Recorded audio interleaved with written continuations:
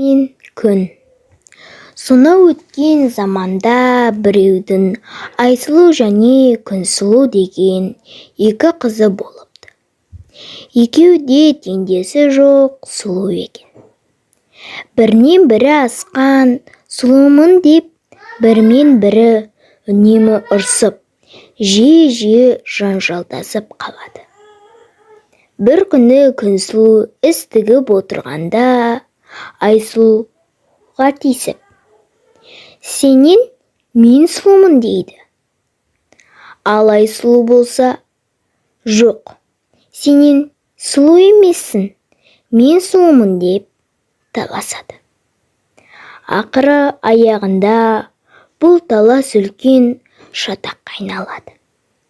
Ыза қысып әбден ашуланған Күнсұлу өзіне қарсы келіп отырған Айсұлудың бетін тырнап алады.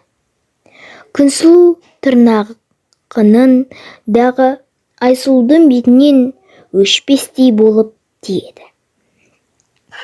Міне, содан бері Айсұлу жұрттан ұялып, тек түнде ғана тысқа шығады екен.